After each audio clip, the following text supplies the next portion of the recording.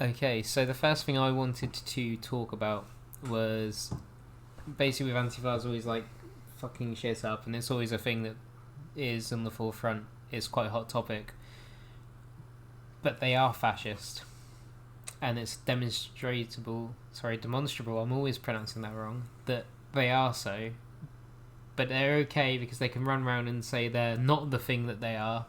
So that makes it okay by saying they're not doing it. So what if we just took the idea of like, take bad thing, add anti to the word as a guise to go around and do like, say, oh, I'm anti-criminal as you go around like, breaking into houses and stealing. Yeah, well, I'm an anti-thief. I go around there's a problem with definitions in the whole series of premises that you just put across in a way, because it's like, okay, who are Antifa?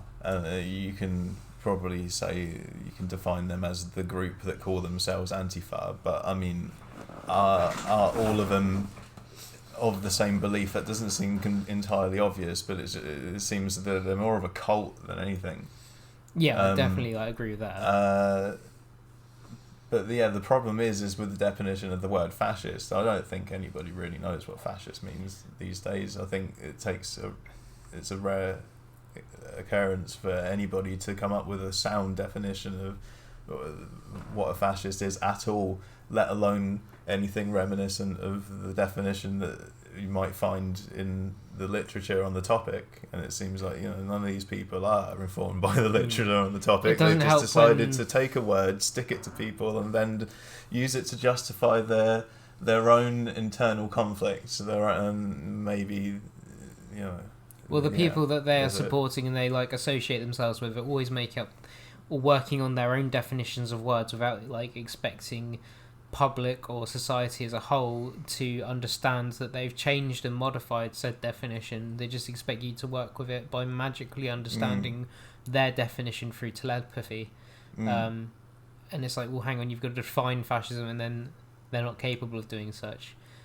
So that's the problem with theirs. But like, how far can we take it is my idea. Is like, oh, I'm going to be an anti-murderer. I'm just going to go around and murder people, but it's okay because I've decided that we're doing it for what I will define as a good cause. It's okay if I murder people because I'm an anti-murderer. I'm part of anti-fucking murder. If you think if somebody was to say if they're an anti-terrorist, then that would, at least in my books, you can't really justify it as or paint it as a bad thing. Yeah, because that's not the same thing as counter-terrorist either, is it? I wouldn't be surprised if a lot of, at least on the Antifa side and maybe across various areas of various political spectrums, they might have a problem with people being anti-terrorists, because they themselves are probably justifying terrorist action.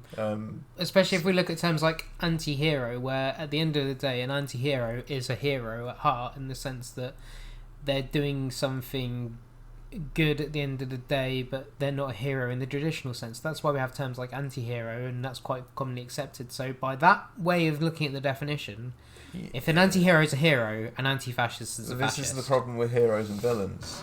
The hero is a villain to the villain.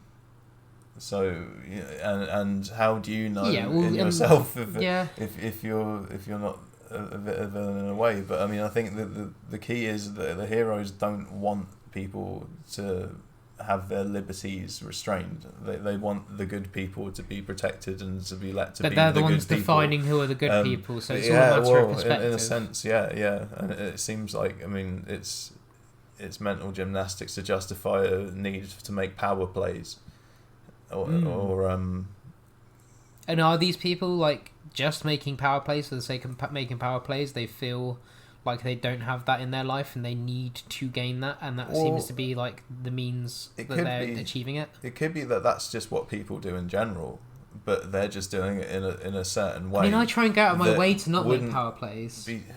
Maybe. I think honestly, but there is a natural competitiveness to people in general, and some people are less competitive compared to others, and but it is in a lot of ways. I mean, a lot of philosophers have characterized existence as a struggle for power.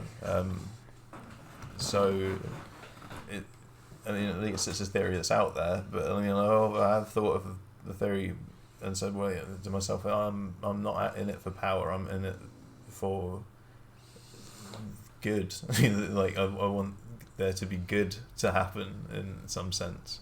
And whether that requires power sometimes, I mean, it doesn't seem entirely clear, but I mean, I guess in the whole time that people might be using power for bad, then it seems justified that anybody is trying to acquire power in some way, because it's influence. And that's why they're controlling the words. That's why they're trying to control the linguistic territory, because words are power. Like, that's if we have to work with their language, if then the they internet's can, proved anything, it's another form of that. control, isn't it? Yeah, exactly. They're forcing us into well, that, and it's forcing people out of the comfort zone of their own language, because I mean, there's a few pieces of media that have explored language as a very powerful tool of control, because it's something that's it's core inherent value of we need to communicate, and if you can take that away by confusing how people use their own language and making them uncomfortable with their own language, because you've told them no, you don't understand your language, we do, and because of that we're going to inflict violence on you. Yeah, it's a really easy way of and it's but taking they people out of their own themselves comfort. Understand this. that's the thing. Other problem. Yeah, they're not even willing to or ready to understand this, and this is where the whole, I guess, this can segue into the postmodernism influence. Is they're saying, oh, we can interpret things however we want, and that's how it is, because it's their lived experience or whatever that defines their what reality means or whatever, rather than any other fundamental truth that underlies anything. What they feel and experience is what matters to them. And yeah, it's a strange set of mental gymnastics to self-justify their own selfishness, I suppose, and to go around and continue to have childish tantrums about it because maybe they got allowed to do it one time. It felt good. It felt powerful. The parents couldn't cope with it, and they thought, oh, I'm going to do this more often. I can make a living out of this. It's like the first time you dive into a pool and you're standing there with the sort of anxiety of, oh, this, or you go down the big slide, and it's like, oh, what if this is bad, and what if this goes wrong, and then you get the thrill and the rush as you're actually doing it, and then it turns out that it was okay and you enjoyed yourself, and then it feeds that, and you suddenly have this need to, I need to experience that again. So they've taken that plunge, and then they think they're invincible, and that's why they think they can just run up and start fucking they lack mauling discipline. people. They've lacked discipline, and this is what happens when people have, and that's not to say, that's not meaning they got shouted at or smacked by their parents or something like that. There's like learning disciplines, not that. I think discipline's more about learning self-control. Yeah, and I think going on that, there's the milkshaking that's going on. That I knew from the start this is going to turn into chemical warfare. Yeah. And it's because they've lacked the discipline of just going, look, we're just throwing milkshakes. It's harmless. And everyone was saying that at first, and I was like, doesn't seem like a good idea. I don't trust it very much as well, that because situation. I feel like it could easily be a fabrication of the mainstream media. Not the happenings. I'm not saying the happenings didn't happen. What I'm saying is the media have kind of sculpted this somewhat. Because it's they report it once, they make a big deal out of it, and then kind of try and justify it a bit, and then people go, that's quite funny, I'm going to do that myself. He's the bad man. Let's go and throw a milkshake at the bad man. It's like throwing rotten tomatoes in the street. Yeah. But I was expecting people to start adding acid concoctions into these. I mean, what does it take to drain half of a milkshake out and fill the other half with, sulfuric acid or something absolutely dreadful? And they did, and that's what's just happened last week. The fucking quicklime. It's typical slippery slope. Slippery slopes are a real thing. I've heard people say before, slippery slope, it's a fallacy. You can't make that argument. The one thing they were saying, they've put fast-drying cement in. It's it's the fast-drying cement in these concoctions that isn't there as a to make it hard and make it create an impact. Cement burns your skin. It's quicklime. It draws moisture out of your skin, and I don't know what else it does, but it causes chemical burning. If you handle cement, you're supposed to wash your hands straight away. And no, we'll throw it on someone, they're going to leave it on their skin as they sort of do a walk of shame for 10 minutes, you know, to get out of the area, and everyone's pointing and laughing and booing or whatever. And during that time, severe damage is happening to them, and it's never going to be taken seriously. Oh, you just had a milkshake thrown on you, though, didn't you? I mean, with all the talk of it, where it's become like a cultural phenomenon in a way, like where Joe Brand's made that joke. I mean, you can imagine situations where somebody might just go, "Oh, Joe Brand's annoyed me with this joke. I'm going to throw acid at her or whatever," because she's justified it herself. Because she's justified it told herself me or whatever. it's okay. And this is the sort of world we live in at the moment, where people will take one thing, add it to another, make a conclusion out of it, and it's like, well, yeah. That's and people love escalation. But yeah, exactly. If you can justify anything if you use your imagination. Well, especially if you think that you've convinced yourself and other people around you are supporting that it's okay because you're doing it in the name of anti-fascism. Therefore, this is a good exactly. cause. Exactly. You've got more than justification there. You're being venerated. In fact, I'm sure the first guy who threw the first milkshake over Tommy Robinson, I'm sure that there are communities that have exalted that person. And he was the first person to start this, as far as I'm aware. That was the first instance. And it should have been condemned there and then, because it wasn't, because it was celebrated. That's why people are now like having serious grievance of like harm done to them. Yeah, it's not like this is the first time we've seen these sort of things happen throughout history, and then, to be honest, like the times where it used to happen throughout history were probably a little bit more serious than the sort of things we're seeing now. And at least we've got the ability to like, reason through these situations rather than have it all turned to shit. And this is why I think but our society's come to the conclusion that like stoning someone in public as a way of punishment because you think that they've got abhorrent ideas isn't acceptable. And now we're starting to think that it's acceptable most again. People don't. I think most people don't, and it is a tiny minority, but the media want to make out like it's a large group, probably various reasons. Like, it probably sells better if they're saying, "Oh, there's loads of them," instead of there's a few crazy like students that have just it's not a few, is it? It's been misprescribed. We've seen, it's not so bad in England. I mean, the events that have been going on in England, there's been maybe a dozen, maybe at most 24 protesters gather and do these kind of actions.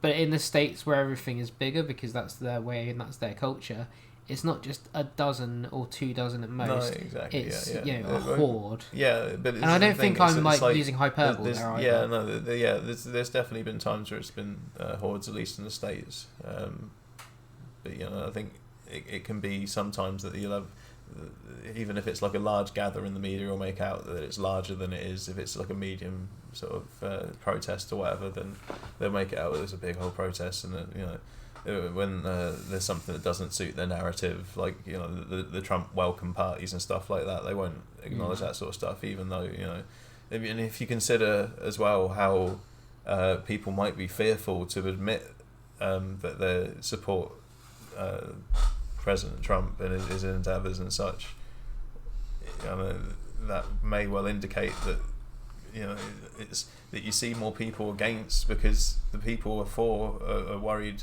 that their opinion aren't going to be taken too kindly, and it's not going to work out well for them in their life as a result, because they're going to get judged, because we seem to be living in one of the most judgmental times it's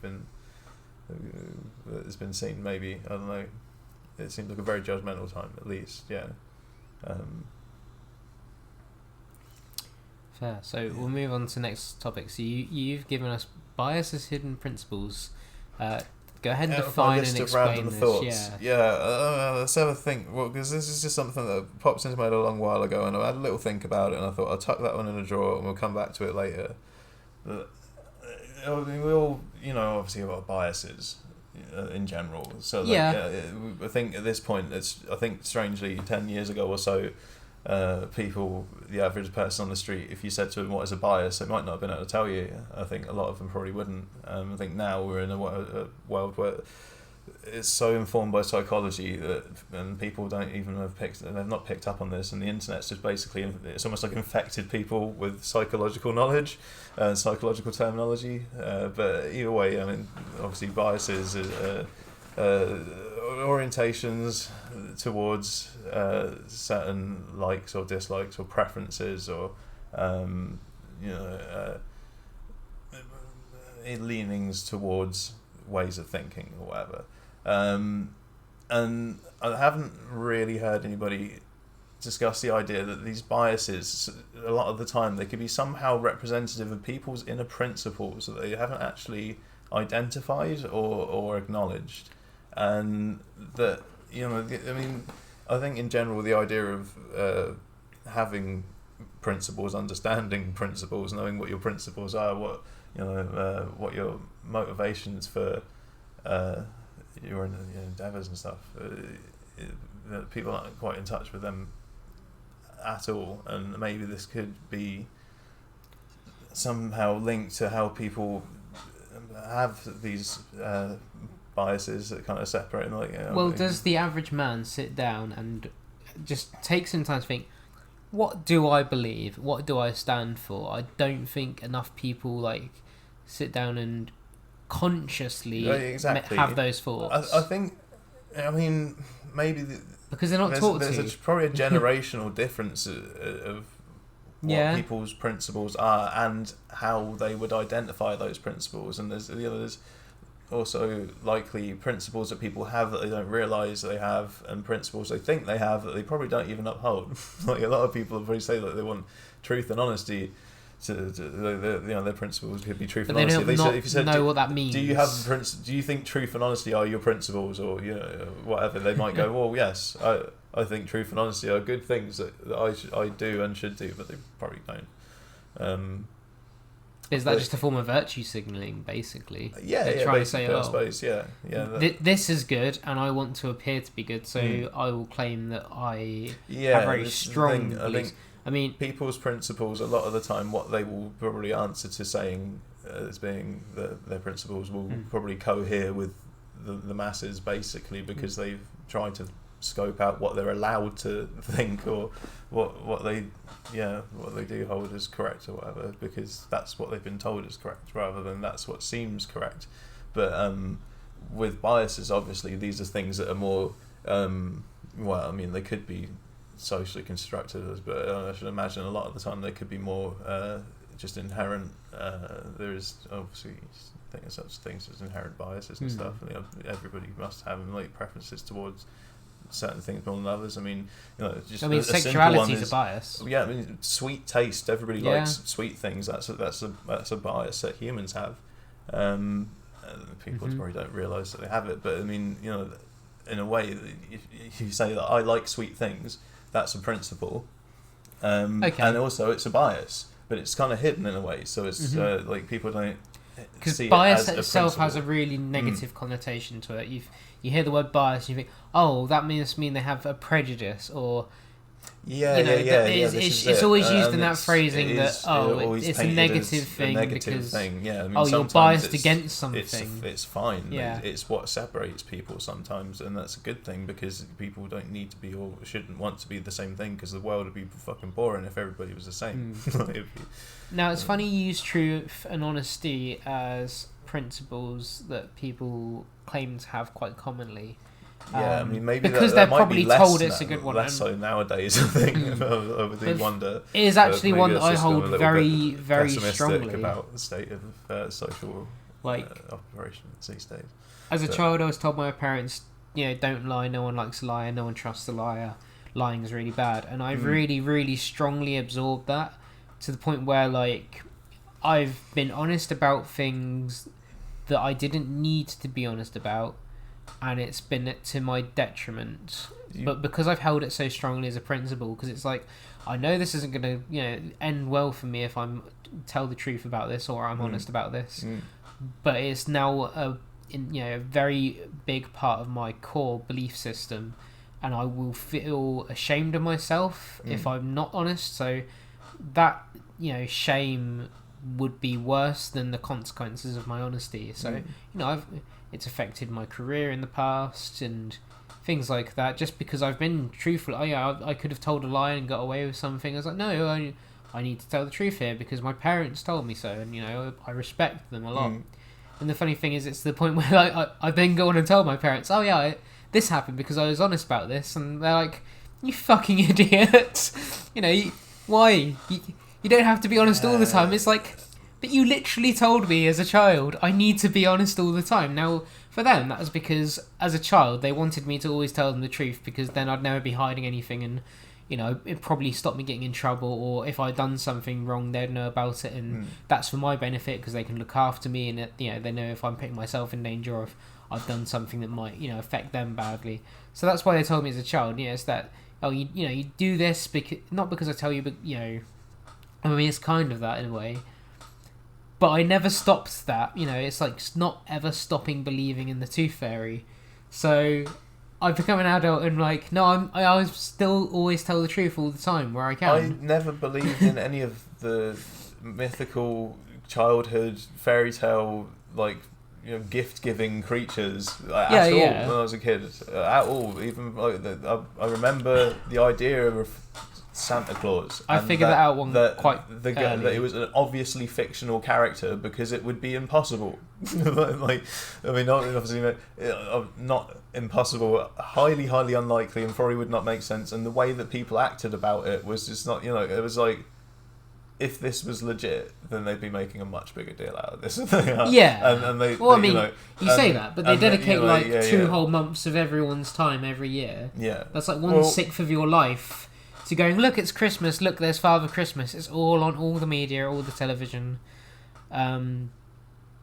So a fairly big portion of life is dedicated to tell the difference between lies and truths a lot of the time. I can read a good body language, their nature of the way they're talking. Yeah. You know when people are acting out of character. I have the gift of being able to see what's actually there. Weaponized autism. Yeah, well, weaponized. But yeah, my problem autism, was it's not diagnosed, but it's definitely. I think that's becoming a common theme. I think a lot of people are realising is this thing is being talked about more. Normally in jest, and this is why making jokes about this kind of stuff is good. A lot of people are going, yeah, actually, I probably am. I've got several friends who are not doing it for popularity because they're not telling people who care enough for it to be a popular thing, or not doing it for an idea of virtue signaling. Oh look, it's me too. I'm involved. Don't leave me out. It is people are legitimately just going, no, do you know what? The more I think about it, I've got enough of these characteristics that I must slightly be on the spectrum. People I work with, people I've been friends with for a long time. It's yeah, okay, and living with someone with autism for 8 years, I can spot the characteristics. Yeah, one of my first psychological observations, probably when I was about 7 years old, was that everybody's insane. Because their sanity is different to your sanity, in that sense. Yeah, maybe. But it's also in the sense that, if you look at, if you look at all the other animals, and how they behave, and then if you compare them to people... And animals must think there's weird... If you look at what we're doing, and compared to, what makes sense or whatever, or, a lot of things that people do, if you look at them and extract them and strip them back, they're very, very questionable. At least in if the idea of sane is being rational or something like that, then it's definitely the case that people are insane. If not, they're all just very odd. So in the sense that you see so many people constantly act irrationally, it's surely they're not working the same way. I think a lot of aspects about society are irrational. I think, Is dancing rational? Yeah, but then you could argue that nothing that's a leisure activity that doesn't produce something of value at the end. I think is irrational. that was where I actually figured it out. It was at school discos. I was I kind of went to school disco, and I'm sat back, and I'm oh. No, this is insane, isn't it? All of this. You could argue that. Why are we doing this? Can't we just, if we're going to go to all this effort, can we do something better? Kids. Yeah, but you can argue that. Why are we trying to train us to be adults? This is what this is what like adults do. I mean, like my babysitter used to go to these places and used to get off his chops. Like, and, yeah. Yeah, but a school disco is not quite a rave. But it's like a cloned version. It's not like little kids popping little kiddie ears. I was a really cynical kid. Fair. I was a really cynical kid, and I was really cynical about adults towards kids as well. It was. I could totally sit down and rationalise dancing though. I'd probably. Well, I mean, but you don't though. That's the thing. Like nobody rationalises dancing, and I'm not saying that people shouldn't dance. I don't know. I kind of do. I mean, I over rationalise things. I think it doesn't. I mean, the whole, I rationalise the whole idea of dancing is to. I mean, especially in like clubs or whatever, it's like let's go insane, isn't it? Like that's what the DJ would say. Let's go insane. Like, yeah, but like ravers, you break it down to like up in air it's a way of creating a social interaction that's releasing endorphins because it's very active. You can break it down to all the little aspects that it makes up. If you combine them all together, it is a rational thing and it makes sense. Maybe. But just on its own in a bubble, it's sort of I can understand why it seems alien. People just don't understand why they're doing it though. I mean, maybe we could just sit there and go, okay, we can. Maybe that's the difference between me and everyone else. But they're doing it, and they don't even understand why. So that I mean, if insane is operating without reason and rationality, I mean, I don't think. Rationality is overrated in the first place, but I don't know if everyone thinks like me, but I rationalise everything, and I mean like I rationalise like which sandwich do I buy, and I will sit for like a small while in a shop and go like, oh well, I want something with these values, like protein content, and has it got salad, and am I having something similar today? Have I eaten something similar recently? What is the calorific value of this? Do I need to do something to justify the amount of calories? Have I had something similar enough to this? Am I getting bored of this? If I continue to have this, will it be something I get bored of? If I get bored of it, would that be a bad thing? So maybe so what if you came to two identical sandwiches? Well, that wouldn't matter because they're identical. So they have the same value. So but you've rationalised that. So, but how would you choose? So, that wouldn't matter, and like just go with what everyone's nearest. Right, actually, no, okay, so... it goes down to that as well, I think this is Burden's ass, or Burden's, I can't remember the pronunciation. What did you call me? But no, yeah. If I'm in, like, a local shop to buy a sandwich, and there are like 6 BLTs, and it's like, okay, right, I will look for the one that has the most bacon, and then not look like it's got soggy tomato. It's like, so I'll go down to rationalise to that level. Value. I mean, but that's the point I go to rationalising the things. Whole look after the pennies and the pounds to look after themselves, whatever. Exactly, but I don't think other people do that, do they? The pounds, the pennies don't matter. Yeah, you can just stop worrying about the pennies. That's a very fair point. Like, and then your life seems freer. I like the ability to just like if I'm free to just go with whatever. I like trying new stuff as well. Like if I go to the shop instead, I'll try and look for something I haven't had already. But then I've got to rationalise that. I've got to go, but I need to make sure I've got like a contingency plan here because what if I buy it and it's not very good and I don't like it? But what seems good. I've bought lunch and I need to go back to my office to consume the lunch. To be able to be impulsive. And I won't have another opportunity to go and buy a sandwich that day. So I need to make sure, like, okay, if I'm going to try this new sandwich that I might not like, I'll have to have something that I can eat just in case. But if I'm going to eat the sandwich and not going to need this auxiliary snacking item, it's not something that's going to spoil that day, so I can always save it and plan to have that another time. Yeah. Do other people go to this lengths? Yeah, I mean, this is what we joke about being autism. This definitely isn't. We probably need more people that do go to those lengths, because, I mean, obviously you put that much effort into thinking about your sandwich choice. Then what do I do with the rest of my life? Yeah. Exactly. But do other people do this? Almost definitely Find not. Something and put this guy in charge of it now. But I am. That's why I'm in a charge. In my career, I'm in charge of a lot of little things because I sit and do these kinds of rationalizations. It's basically inevitable. But I try and play it off that like, whatever. I've not thought about this too much, honestly. Maybe that's the one time I'm dishonest. Well, I think maybe one of your key traits or something that makes you particularly employable is that you want to get better at things. Yeah. Like a lot of people just get to the point where they start thinking, I'm good at stuff. That's good enough for me. And I get frustrated when I plateau at an ability. But you're willing to look at, instead of like going, what do I need to do? You'll be like, well, how can I improve? Like what can I do better? What can this be better? I think that's my favourite question. Yeah.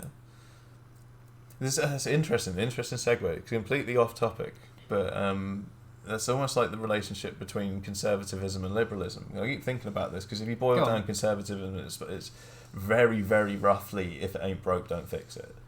Whereas liberalism is like trying to freely make new stuff, trying to like progress and make better things. I mean, that makes like the term progressive make sense almost without the new meaning that it's got nothing to do with that. It's just well, this but is the thing. traditional sense of being progressive. The way they bastardise words. I know. It really annoys me. Because it feels like they're taking them away from us. Made sense. Like, those were our words. There's probably a lot of people that used to say they were progressive or whatever. And now I'd be afraid to, because I don't want to be associated with the people who make the claim. I don't think I ever said I was progressive. I think I would have said that I'm for progress. I want to see progress be made. There was a difference between being progressive and being a progressive. As in someone who considers themselves to define themselves as a progressive. Because that's the thing. Like progress should be able to go anywhere. Progress should be freedom in a sense, because it should be able to you should be able to. Like it's like a tree's progress sort of thing. It doesn't just go one way. It goes wherever. It's beneficial to it. Grow, trees sort of grow towards the light. They grow against all the wind. It grows in a way to make itself stronger. But the progress at the moment seems like here's how it is. This is why we call feminism cancer. It's growth for the sake of growth. Like it's not just trying to be edgy and trying to use a very obscene form of imagery.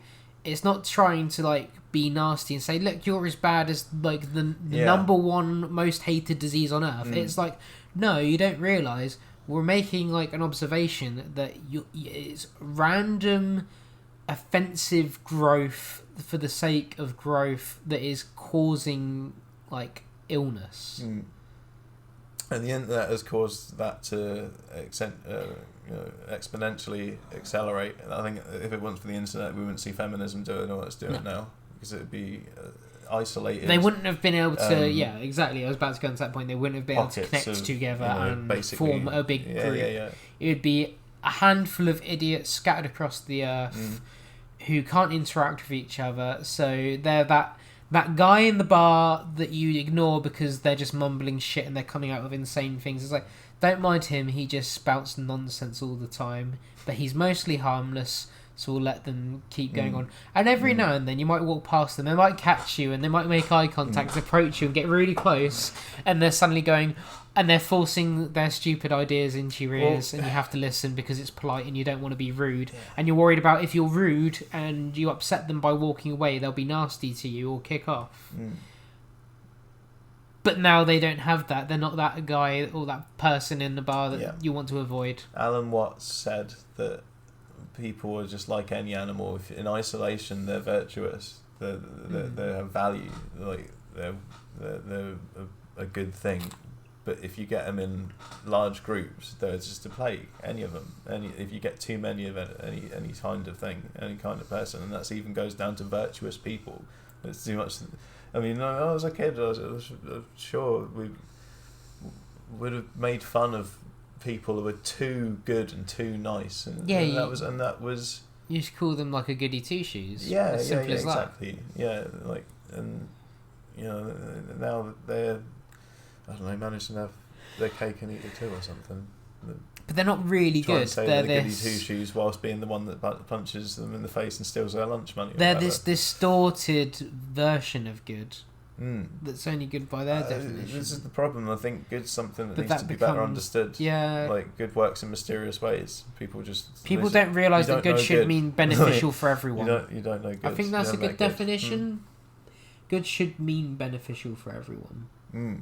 Well, that's they don't. They start going by that's as long as it's beneficial for themselves. That's basically the definition of utility, and there is a frame of moral philosophy, or utilitarianism, various actually kinds of utilitarianism that, would say, the moral value of something is relative to the utility or the good for all. I mean, welfareism is pretty close to that as well. Like if it's giving you welfare, giving people welfare, increasing welfare. But then the problem from there is, what is welfare? I'm just going to adjust your mic slightly. Okay. As is customary. There we go. Cool. So we'll go on to a more random topic, something quite light-hearted, but just something I saw last week, and I like the idea. So the idea was Burgerpunk, the same way you got like steampunk and cyberpunk. So the image that cast this was it's a photo of a very densely built-up area in an American city. I don't know where it is, but you've got probably 2 or 3 petrol stations or gas stations scattered like across this scene, and you can see several billboards like with various advertisements. You can see like the great big pole with a McDonald's logo on top to indicate that there's a McDonald's underneath, and then there's KFC and a Pizza Hut and maybe a Burger King as well. And this is like looking at probably about 100 square yards, like a really small area, but it's so built up and mushed together. So it sort of like creates the sort of imagery that you get with cyberpunk of like these futuristic cities where everything, you've got everywhere is a skyscraper of apartments because population is so dense, and it's all controlled by like corporations that have like expanded beyond just being a product you'd buy. It would then become the brand that runs everything in your household. But then replacing this with fast food chains. So the idea is like, I'd love the idea that then it breaks down into like, you get this imagery in my head straight away that, you've cyberpunk, there's these groups and gangs that have like carved out their own little empires. This is kind of like your Netflix pitch or something like that. No, I don't even that.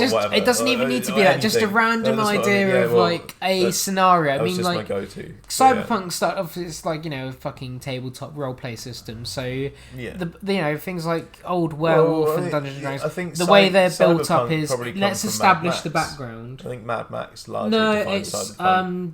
Diesel punk, I think. I don't know off the top of my head. Cyberpunk's more advanced than Cyberpunk's very futuristic. I guess I'm saying like in the same way that metal came from rock and roll. Like, that sort of thing. Yeah, Mad Max is post-apocalyptic idea of it all, but that's also very appealing and has a lot of scenarios. But like some of these traditional tabletop role-playing games, is the biggest part of them is before you go on your adventure and become part of this world by creating character or whatever.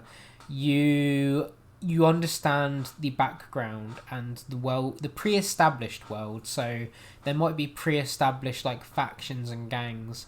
So that's like where this comes into. It's like, I like the idea that like maybe Ronald McDonald is like like an actual Ronald McDonald, but maybe a bit more gritty, and he's got like a fucking M scar on his face that's like all stitched up because he's like some fucking gang lord. He's like.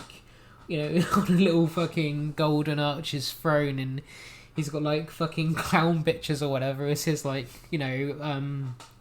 what's it called when you've got a group that follows you?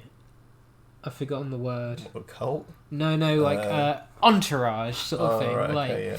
And then you've got the Burger King is like an opposing like drug lord or whatever. So I like the idea of Burgerpunk and where you could go with the Colonel or whatever. Yeah, exactly. Like, so like, what would the Colonel's like main gimmick be? What is he in this version of this world? Or like, I mean, like America's got like a dozen more fast food chains than we have in England. Yes, highly militaristic. Yeah, maybe. Yeah. So, I like that. He's got a lot of like heavily armoured entourage. Yeah, okay. He's got a big white mustache. You can have like fucking Subway's actually like an underground resistance. Chickens. That trying to like give people back freedom because they want people to have it their way. He's got mutant chickens. Okay. Yeah, I could go that with works that. for the Colonel. Yeah. But you'd have to have like some distortion of like the catchphrase, but like instead of it. chickens. Not robot chickens. Why not robot chickens? I mean, fuck Seth Green. Okay. What's deserved? Fuck Seth Green. I mean, He's made some decent shit. Is he? Yeah, no, yeah, fair I haven't. play to Like, him. there's a lot of celebrities that Fair don't play keep to up him. with their pop politics, and it's probably Yeah. dangerous because like. They say don't meet your heroes, and it's like don't Nothing fucking against Seth Twitter Green. search celebrities. I just needed a you'll start reason. You hating put me them. on the spot. Okay. But yeah, you'd like have to take like the catchphrase, like it's finger licking good, and then mutate it to like, or distort it to fit in this scenario. So you'd have to come up with something like that's like a distortion of like it's finger licking good. Maybe, yeah. Maybe the pun chickens on have it. got like, I don't know, acid tongues or something. Okay. And they lick people's fingers off. That's really literal though. Maybe. You definitely ought to maybe think it with, needs like, to be the literal these autistic days side. to Maybe. reach a sort of a larger audience or whatever. You're not ableist or whatever. Wendy's could be something as simple as a fucking like what's it called? Where prostitutes are all stationed. What's a whorehouse called? What's it A brothel, yeah. Wendy's could be like a brothel. You could create a really interesting world just built off of like these ideas of Maybe. like just take all the fast food chains, make them the different factions, and like base things loosely off of like their little image that their company portrays as what they will be. But I think you could make a really interesting system based off of this. Yeah, I think there's some design space to work with there. It's like different than having fucking a fantasy setting with like elves and dwarves and goblins and such. You just make it into fast food factions. I mean, I'd make a whole Magic the Gathering set on it if I had enough time and boredom. Like that's how a lot of interesting stuff gets created. Like. Because we can sit and spitball ideas and I can have like fantastic ideas, but I haven't got enough time and boredom to go, yeah, okay, let's get on and actually start doing that, to have the drive to create it. But some people do. Some people aren't in employment and they'll sit there and they're like, yeah, fuck it, I ain't got anything better to do. And they'll spend all day and they'll create something fantastic by like working with it. Yeah. So we'll move on to another one after something quite sort of just cheeky and lighthearted. So You've come up to me with the idea of search for unknowledge. Explain that one to me. It's not far off something we just mentioned, really. Okay. But it's more the idea that people seem to spend a lot of time, like, kind of searching for knowledge, and like the philosophers and such, and scientists and whatnot seem to they want to search for things that they know or can know, but they don't seem to be spending enough time looking for what they or trying to figure out what they don't know or what they can't know or what seems unknowable. And so it's probably more an idea relating to how people should be looking for questions rather than answers, I suppose. I mean, that's probably why Stephen Hawking was so like amazing, because he did do that. He was trying. He wasn't trying to prove himself right. He's trying to prove himself wrong. All of the greatest scientists have done is look for they're going right. But What do we not know, or even assume that what we don't know, that we start from a fresh sort of slate. Assume a veil of complete ignorance to all things, and then try and rebuild a formulation of the world from that sort of thing. That's something that has been done before. I'm not suggesting that everybody can, or anybody, or even many people should even try that. But at least the idea of people trying to look for what they don't know rather than what they do know seems useful these days, because you probably, I don't know what the sort of proportions of people that are watching the same thing over again about the same stuff over again on like YouTube or like Facebook, or like going to the same content and just like never really exploring much further. It's comfortable though, because that's what people want. Yeah, but it doesn't seem. It doesn't very mean useful. it's good, but that's the reason why they're not like expanding their knowledge by focusing what they already know. Areas of knowledge. That I'm they not could trying find to out. justify or rationalise it, but that's totally because people long for. They don't want their brain to have to work towards something, but they want their brain to be occupied and entertained in a way that's not taking more energy in order to like gain more mental energy to refresh themselves. Yeah, pretty much. And I think, I see what you mean. It sort of goes on my point of like finding that time and that drive to go, I don't know about this, but I need to, and it might be something that no one knows about, and that's why, it takes a lot to sit down and work that out. I mean, how often is it that someone's able to achieve that? To go, no one knows about this thing in the whole world, I'm going to be the first person to know about it, and then I can spread it. A lot of people just go, I want to improve my intelligence and I'll learn something that someone already learned before. Yeah, exactly. And what's the value in that? It's the value of improving yourself and practicing your skills and expanding your own horizon. But when do you feel like you're the master? Because, do you need to be the master to search for unknowledge? Yeah. Because, I mean, in schools, a lot of the time, all you're being taught is knowledge. It's what people, large amounts of people already know. It must be large amounts of people because there was large amounts of people that written the work that's gone into what they're learning, sort of thing. So it's almost like they're being taught knowledge so much that by the time they got out of school, they don't know how to search for unknowledge, or they need to, all they know is I can go and look for this thing that I know that is a thing, but I can know more about it or whatever. And I mean, the more of what you don't know about the things you don't know is, I suppose. I mean, I won't deal with abstract things because honestly, it just doesn't personally appeal to me. Like, abstract knowledge of the greater fucking questions in the world that haven't been asked yet. But if it comes to something practical, like, I want to make this, sometimes I'll sit and I'll go and research, like, what is the way to do it. And sometimes I'll research the way to do it. I'm like, that doesn't seem like the way I would do it. I think I could do something better, or that seems too hard for me. Maybe I can do it the simpler way. And then I'll try and do it my own way, and, sometimes it's even like, this is advised against. For example, when I made an axe handle like a few months ago, it's advised against that you're not really, or even like a year ago when I first started planning this, they advised like you shouldn't use branch wood for it. It won't be very, good. It wasn't explained why. It was just, this is the way, But I was like, no, that doesn't seem right. Like, I'm sure I can achieve my result that I want to obtain, and I'll work this out myself. So I did gather branch wood, I let it cure, and I used that, and I ended up with a result that someone who's a very, that it's their profession, their career, and they're very much in the know of that side of the world, looked at, my end result of like an axe that I made and went, this handle's fantastic. And it's like, well, I know I've definitely done a good job then if they've said it.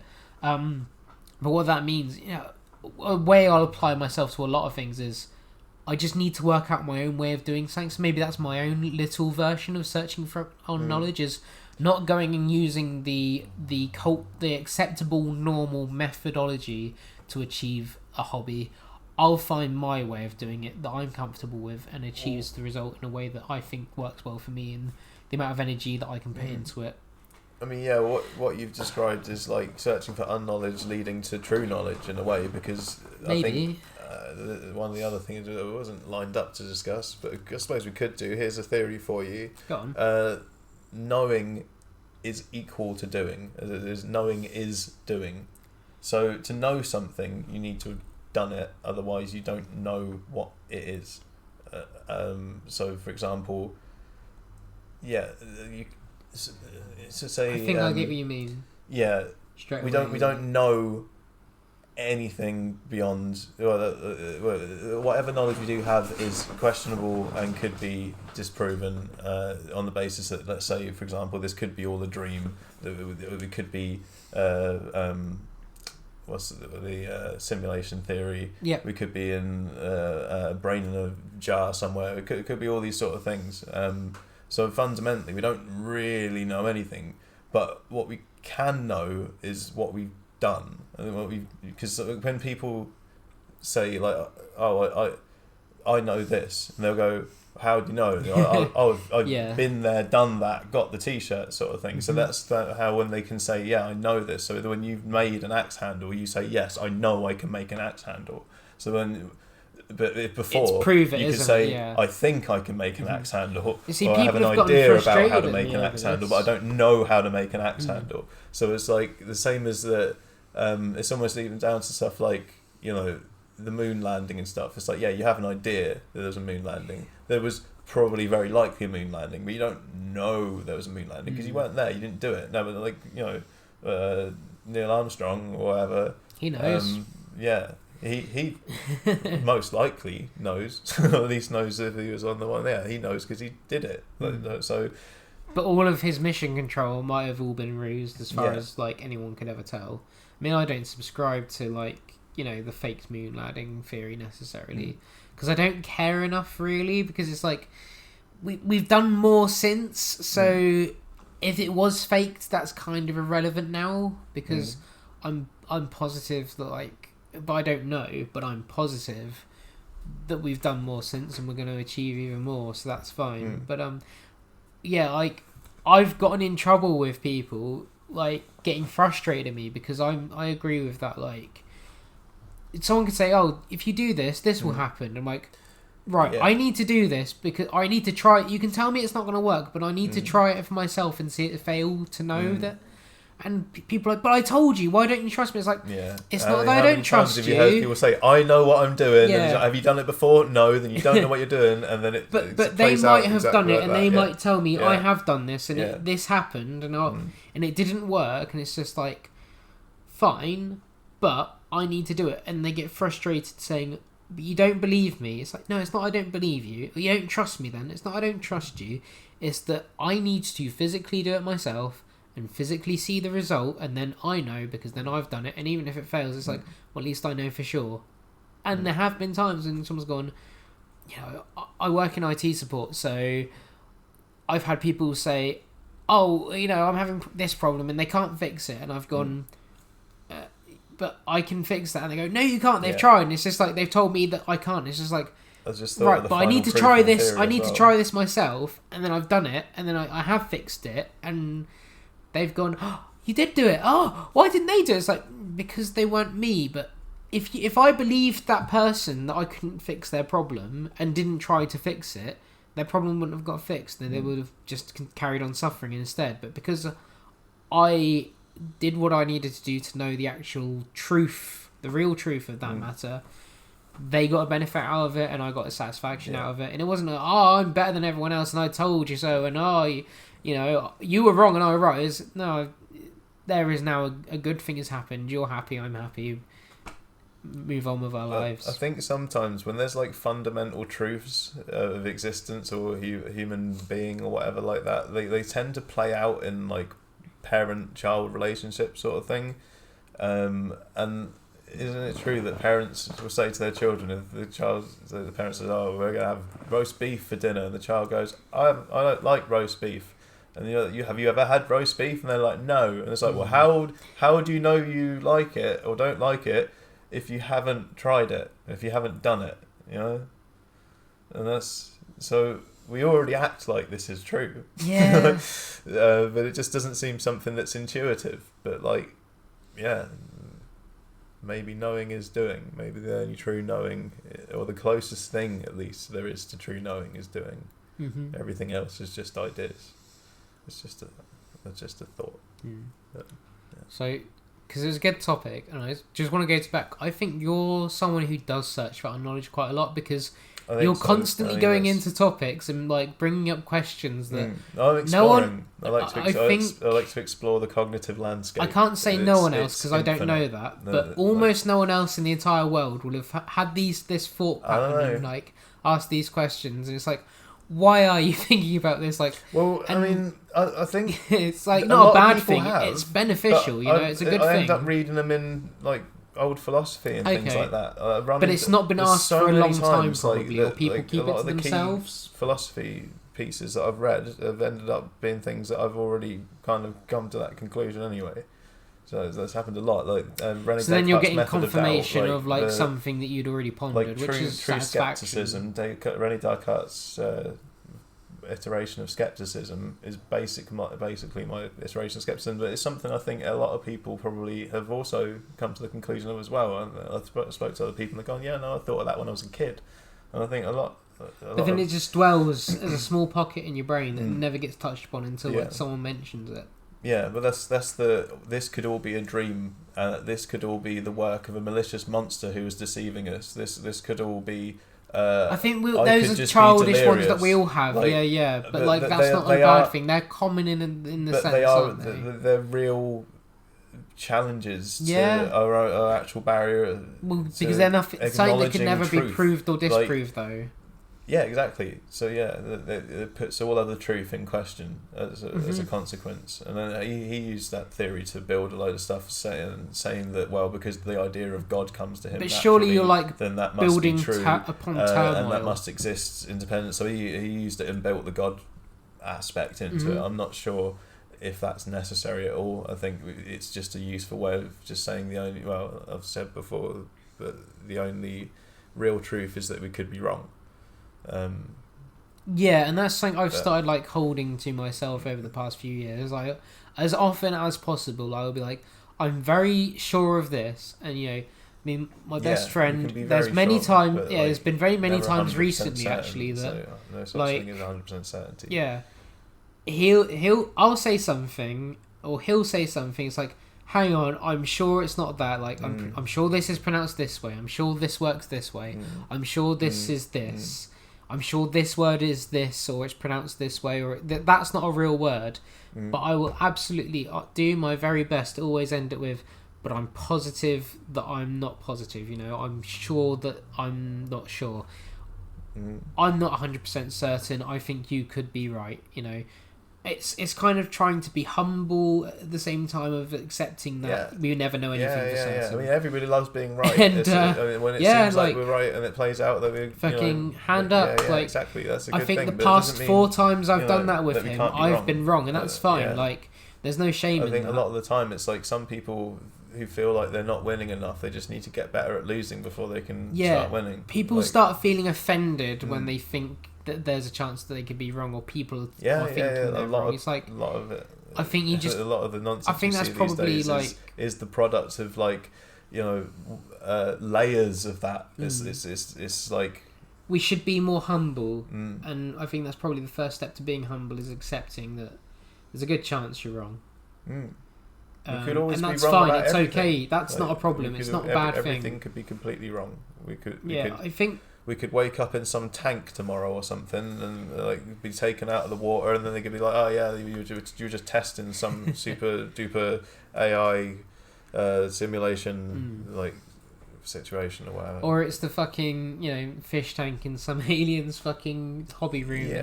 They've been observing us. It's a really small mad acid trip or something. Tiny like fucking brine shrimp. So I wouldn't know.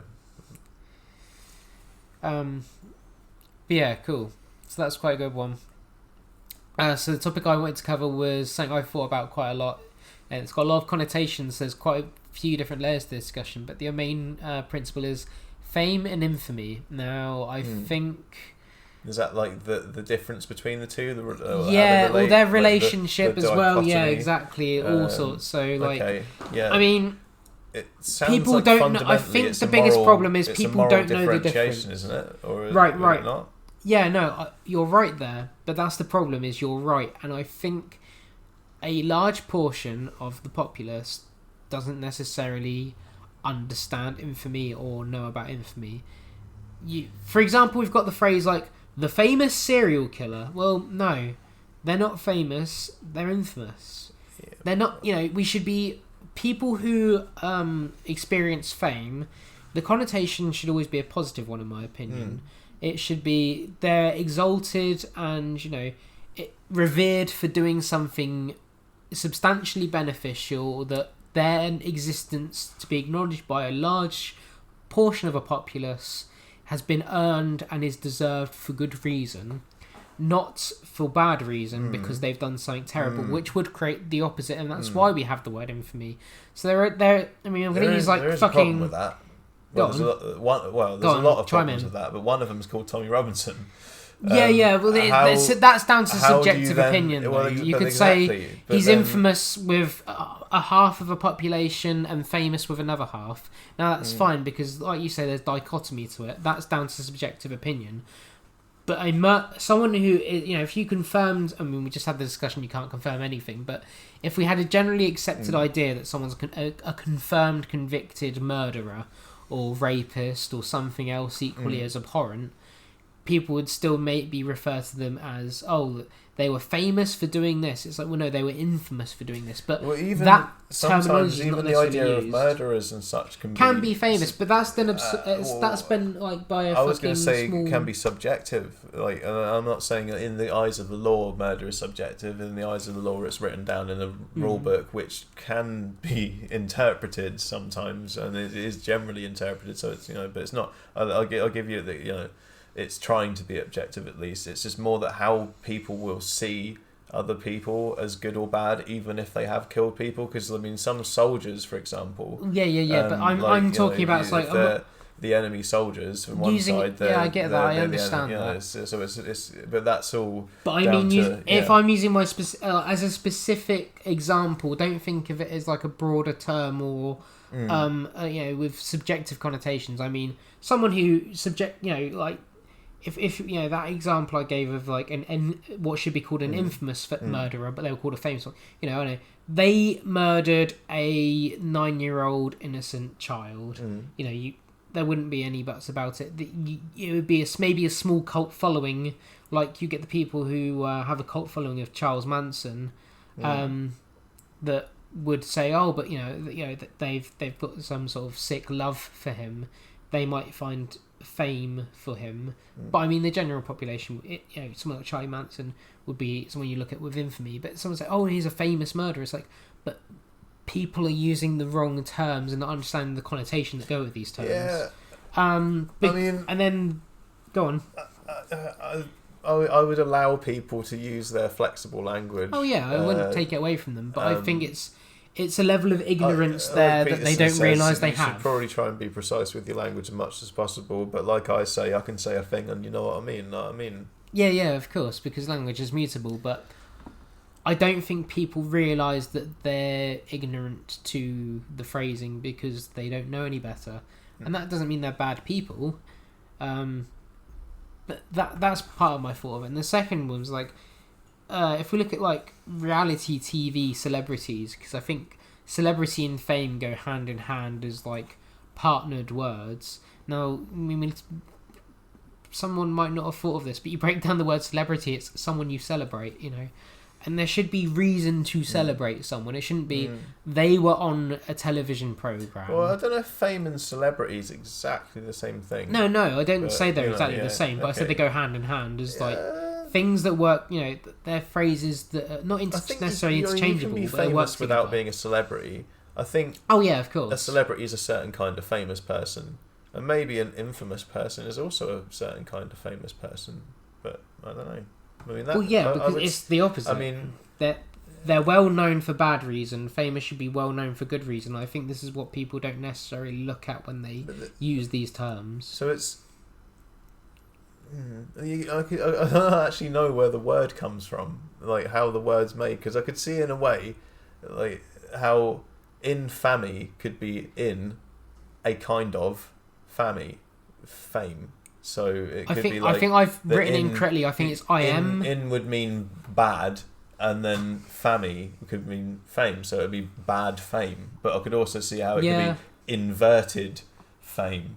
But maybe. At the same time, I mean, we could totally just Google it. But yeah, maybe we could. Like, that would be way too easy. Is really, really interesting, but it's like a rabbit hole. Cool. But my point was going to be is people historically in the past were revered and famous or celebrated for doing something great. They'd earned the acknowledgement of a wide range of people because they'd done something of positive value. And because of things that I'm going to use the reality TV example, because I think that maybe it's the laziest bit and it's certainly the easiest, and it's not exactly a new idea, people talk about this all the time, is you then become famous or a celebrity just because you're on a television program. You didn't need to achieve anything, you didn't have to create any positive impact, Fame but you're now famous and you're now a celebrity because you've been on something that people have seen, and because people have acknowledged you because they've chosen to, because it's easy to watch television, you're suddenly then in the spotlight, and you've not done anything. You've not helped anyone. You've not had some sort of scientific benefit, medical benefit. You've not created a wonderful piece of art. You've not worked hard. You could describe them as famous. Yeah, but then that means that that they shouldn't necessarily. But I think that's because we've mutated and adapted what the word famous means. I think historically, you wouldn't necessarily be famous just because you were acknowledged. You would have had to do something of like substantial merit to achieve the title of being famous. But I think that's changed over time. I think, I said a while ago that like famousness has grown exponentially since communications have increased, which is obviously it's a no-brainer really. But I mean, TV made people famous, radio made people famous. I should imagine newspapers made people famous, books made people famous. But like with the internet, it's like there's all kinds of people famous. Everybody knows everybody. Like there are names and things that people come across on a daily basis, even ones that they we even have terms like e-celebrity for people who are name, specifically famous through the internet. And with that, then like, problem is people then don't realise that they might be infamous and they might misconstrue that. I'm going to use like fucking. I've seen that debate go on. There's never been the actual debate seems to occur, but it seems to get touched on every now and again, where there'll be so and so YouTuber needs to be more responsible about their content because they're influencing people and they have duty to make sure their viewers are not doing anything because of what they've said or whatever. And it's like, I don't know. That one always annoys me because it's like, they shouldn't be.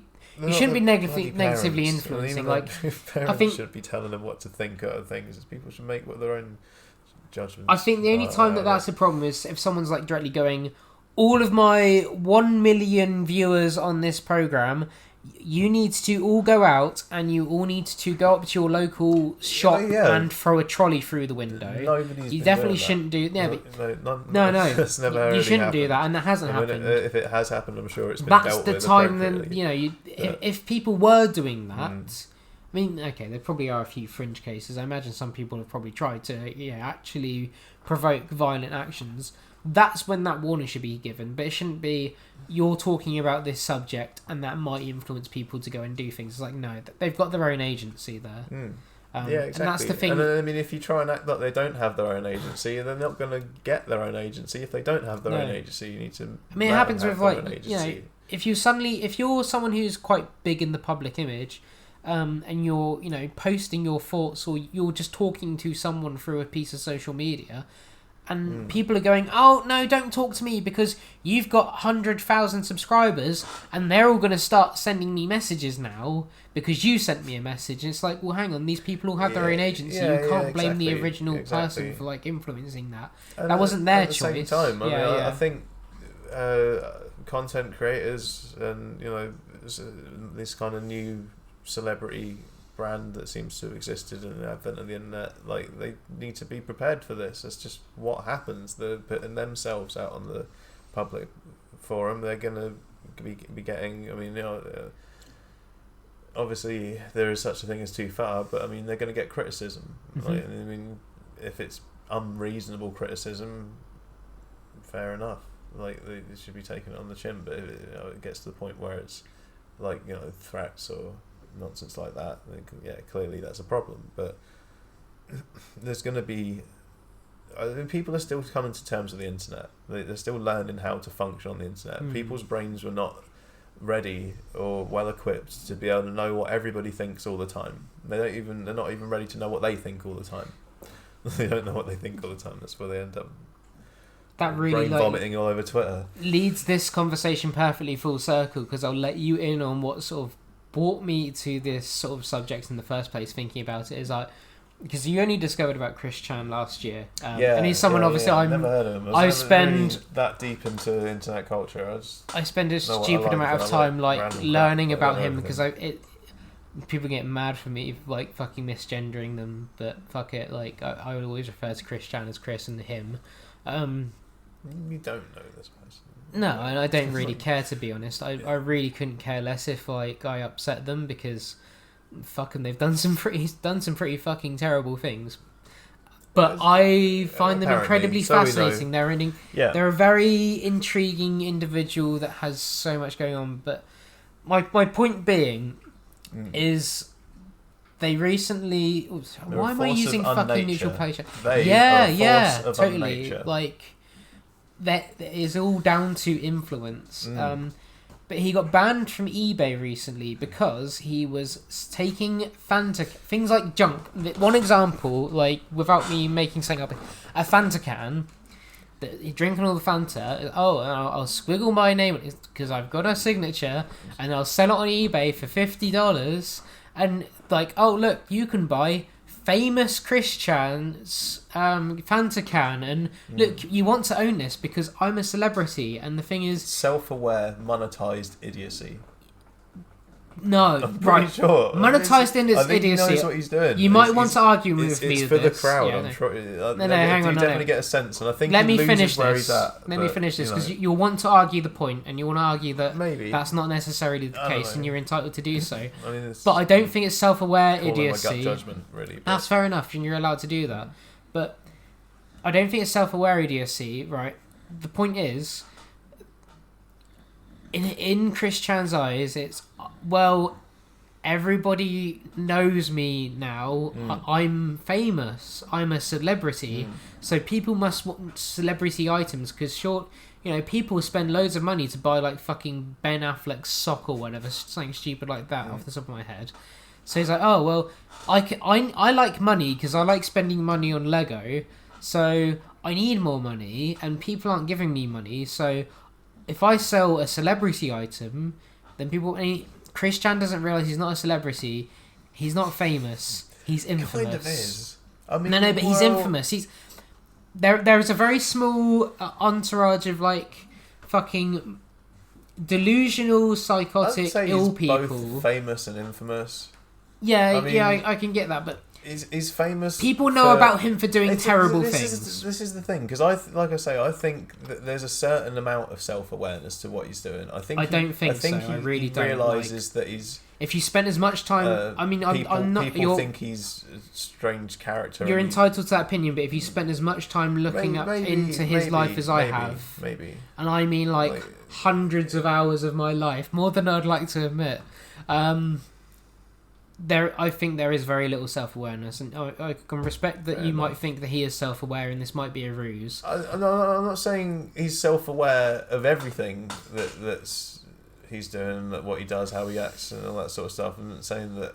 I think he realises that some people, his audience wants to pay. He can take advantage of people who might be stupid enough to pay things. For it. Yeah, because then he's not the only person who's on the internet doing that sort of stuff. I mean, Coppercab is people. Yeah, but Coppercab's on purpose. Coppercab's a fantastic fucking character artist. Yeah, well, I mean, but I think it started. But he admits him being. It was just him. and he might have grown out of it and decided I can keep running with this, though. The fact that he's. I think that's the difference there. But then, I don't think he quite. Yeah, he understands enough to try and exploit it, but doesn't understand it enough to not ruin himself by doing it. Well, with Coppercab, what happens is like if he says something that he knows, I think it is different. I think he plays up being like a left-wing extremist as a joke. It's nearly mostly an act with him. It maybe he's the way his attitude is, but like so with Coppercab, for example, he plays up being the left-wing extremist because that's a nice hot topic and that's quite funny. But then a true left-wing extremist will happily say, "Oh, that I can justify violence like that, because I've got my reasons and I'm right and you're wrong." Coppercab will definitely stop at that point and go, he'll make statements saying violence is never actually. He'll joke about I'm gonna fucking beat up. Oh, what's the fucking leader of the? I think it's part of the act. It's part of what's the leader of the Proud Boys called? What's his name? He was like, I'm gonna fucking kill you, but well, but metaphorically, because I'm not a violent person, or something like that. And it was like, but he's just put out like straight out, just plain, not jokes, not exaggerated, just statements of actually no, yeah, don't go out and hurt people. It's not very good, you know, because he knows at the end of the day, it's like, oh, you know, some people won't realise it's a joke, and they might take him seriously. He doesn't want to be accountable for that, and that's quite respectable. But yeah, back my original point on this being that Christian, I don't think, has the awareness that he's actually infamous. He thinks he's a true celebrity and he's truly famous. He thinks people know his crappy fucking Sonichu comic, and the way like he touts it is like as if it's a popular brand name, and I don't think he's got the awareness that it's infamy, but not because of the good things he's done in his creativity. It's because of all the terrible, horrible acts he's actually committed. I think, from your perspective, he's infamous, maybe, and yeah, from your perspective, maybe famous is to from your. I think a lot of other people use a different like terminology. I mean, in my little looking into the character and his story and all this sort of stuff and his works and things, I think there probably is a small selection of people that you could say, in a way, are a fan base. Yeah, they exist, but they're a niche. Yeah. But I mean, it's probably triple figures, but that's amongst like probably hundreds of thousands who think this is a detestable, loathsome creature. Some people maybe just know him as the guy who done that silly comic. I think it's probably people who haven't looked at his life enough, I guess. I don't know exactly what everybody knows about him, and I don't know exactly how. I don't know what the young people think these days. You know, it's not even that. It's separation between like normies and bold culture nowadays. I know they're looking at very separate things to what we're looking at, and I mean, some of them might have just caught it when they were a kid, and went like dumbass, and then like moved on, and he's become. I mean, you can be famous for being an idiot. I think. I mean, that's what a court jester is, basically. But a court gesture is a completely self-aware, ironic act. I mean, I think sometimes they just got the weirdest people maybe, to be okay, a court I see your jester, point. and they would literally just like be, you know, hunchback or whatever. It's just someone who happened to be like a bit fucking weird or mad. You know, yeah, but sometimes I get your point. It'd be different situations, but like I say, I think But then if you've got a sorry, I'm really bad with fucking memory. I'm getting tired. That's cool. Who is Charlie Chaplin? If you've got a Charlie Chaplin type character, though, that was, you know, he portrayed an idiot, but he was truly famous because it's then this, you know, idea that it's someone who makes a buffoon of themselves to entertain. I don't think that's a bad thing, and I'd still classify someone like that as famous. Quite happily so as well. Maybe. I mean. But you can have like have a lovable idiot. I get what you mean. Someone who is not self-aware that they're pretty stupid. I mean, like a Cole Pilkington type character, I guess. You'd say Cole Pilkington is famous, even though he's a pretty big fucking idiot, you know. But you'd still have fame, not infamy. So I get your point. I mean, yeah. I mean, it sounds like you could be famous for being an idiot. I think there's different elements about. Cole Pilkington's famous for being an idiot, though, but his idiocy is harmless. Because I mean, like, is the Sonichu comic series famous or infamous? I'd definitely say it's infamous. It's literally like an abortion on paper. I thought it was great. Because it was awful. You haven't because looked of how into, awful it was. You've looked at its surface level of awfulness. The surface level of awfulness is this is stupid because it's Sonic and Pikachu. Yeah. And it's also stupid because it's badly drawn and it's poorly worded. But then you look into the deeper level of like there is a sexual side of this which isn't comfortable. But there is like, you know, isn't that true of art in general? Someone exploring the ideas of like enacting their revenge on people they think that have wronged them and performing cruel acts on them, even though their acts that they've determined are actually like unforgivable, horrible things, were actually just someone trying to help them.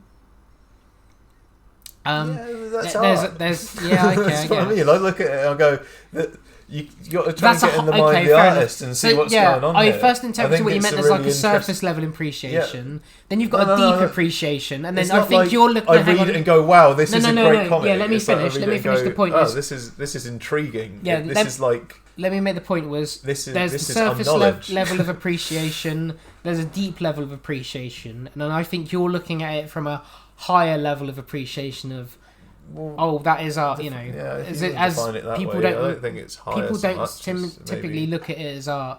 Yeah, I was just looking at it from an artistic perspective because that's what it is. I think people just look at it from an autistic perspective. Well, and that too. I think there is a very fine line between artistic and autistic. I think there's a very fine, possibly non-existent line between artistic and autistic. Because what is art about from the ability to think differently? I just meant the cruel idiom. But okay, I think we've done some good on that subject. So your last one was learning is another kind of evolution. I think we have discussed this before, but I'm happy to have a little delve into it again because I think it's an important one and it's quite it's quite a refreshing idea, I guess.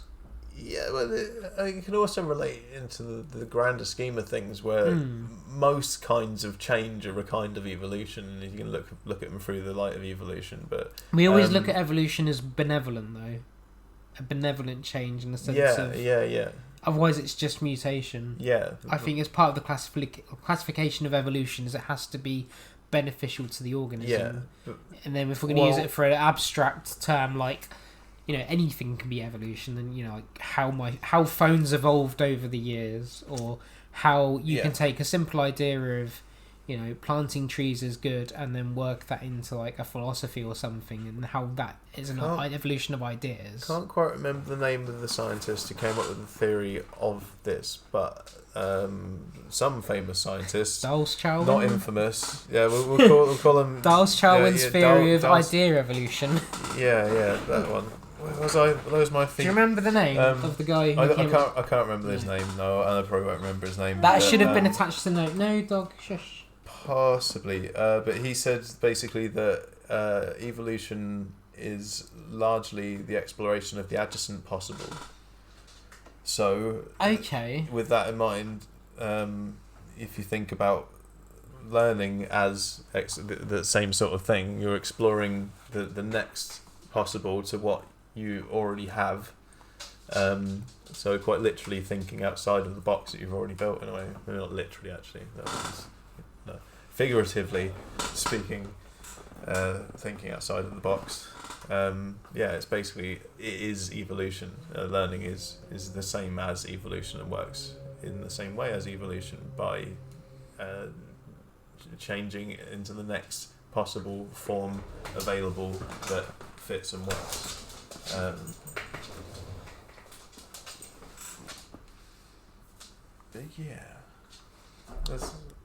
That's a good thought. It's just a thought. Yeah. It's just a thought. Sometimes it can be as simple as, I like it. We can maybe build on that. There's nothing stopping us coming back to these ideas, like once we've had more time to ponder on them as well. So I think that's quite a nice positive, just little like thing for people to dwell on and go away with as like a final thought. So that's cool. Yeah. We'll do this again some other time. Yeah.